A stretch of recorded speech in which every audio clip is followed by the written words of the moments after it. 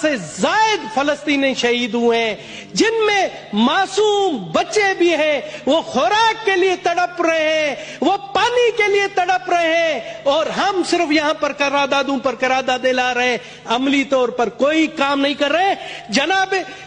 Chairman, آج مشتاق صاحب، میں بیٹھا ہوا تھا،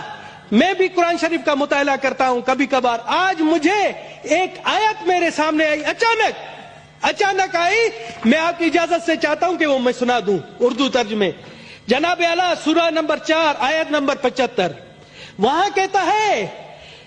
اور اے مسلمانوں تمہارے پاس کیا جواز ہے کہ اللہ کے راستے میں اور ان بے بس مردوں، عورتوں اور بچوں کی خاطر نہ لڑو،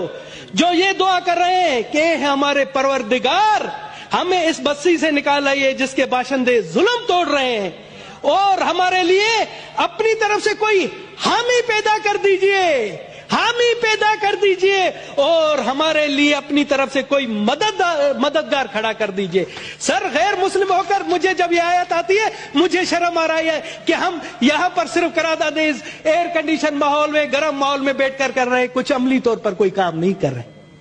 یہ آیات ہے، اور مجھے کسی عالم نے کہا کہ اسلام میں ہے کہ اگر کہیں ظلم ہو رہا ہے تو اس ظلم کے خلاف آپ لڑو، آپ لڑ نہیں سکتے ہو تو اس کے خلاف بولو، آپ بولے نہیں سکتے ہو تو اس کے خلاف دل میں مذمت کرو۔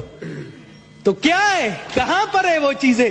مجھے بتائیں وہاں پر کہاں پر یہ چیزیں؟ سر، وہاں پر مسلمان نہیں مر رہے ہیں، وہاں پر مسلمان شہید نہیں ہو رہے، یہ انسانیت کا قتل ہو رہا ہے، انسانیت شرما رہی ہے۔ ہم سے تو آپ کہتے ہیں آپ لوگ کافر ہیں، ہم سے تو وہ کافر ملکوں کے لوگ اچھے ہیں جہاں پر ڈیلی فلسطین کی حمایت میں مظاہرے ہو رہے ہیں، ڈیلی ان کے حق میں مظاہرے ہو رہے ہیں۔ جناب اعلیٰ، میں آپ کو، سر ہمیں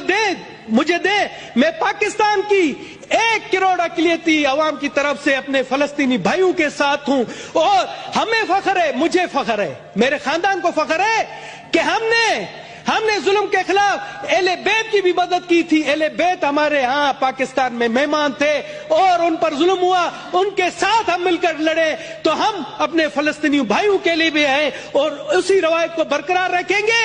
یہاں پر آپ آئے، سب سے پہلے ہم کوشش کریں کہ جنگ بندی ہو، وہاں یہ جو معصوموں کا قتل ہے وہ رکے، اس کے لیے عملی اقدامات اٹھائیں۔ آپ مجھے کہیں، وفد بنائیں، ہم دنیا میں جاتے ہیں، دنیا کو کہتے ہیں کہ جی وہاں پر سب سے پہلا کام کر دیجئے، خدا را وہاں جنگ بندی کرا دیجئے۔ دوسری تجویز ہے کہ وہاں فلسطین کے عوام کو، پاکستان کے وہاں سے 4 جہاز تو گئے، مگر میں کہتا ہوں کہ اس ایوان بالا سے بھی ایک امدادی جہاز جانا چاہیے، چاہے وہ 20 کروڑ کا ہو۔ سب سے پہلے دھنیش کمار اعلان کرتا ہے آپ فنڈ قائم کریں، اس ایوان سے 20 کروڑ کا سب سے پہلے 1 کروڑ روپے کا اعلان میں کرتا ہوں، میں آپ کے فنڈ میں دیتا ہوں، آپ کریں، حیا شرم کریں، آئے اور فنڈ کا اعلان کریں۔ دھنیش نے اگر 1 کروڑ نہیں دیا مجھ پر لعنت 1000 بار، آپ 20 کروڑ روپے کا کریں، آپ کریں، ادھر سے ہم جائیں گے اور امداد اپنے فلسطینی بھائیوں کو پہنچائیں گے، ادویات پہنچائیں گے، ان کے لیے پانی راشن پہنچائیں گے۔ آپ کریں، اعلان کریں، اگر میں نے نہیں دیا مجھ پر لعنت۔ تھینک یو جی، تھینک یو جی۔ جی سینیٹر سید وقار مہدی صاحب۔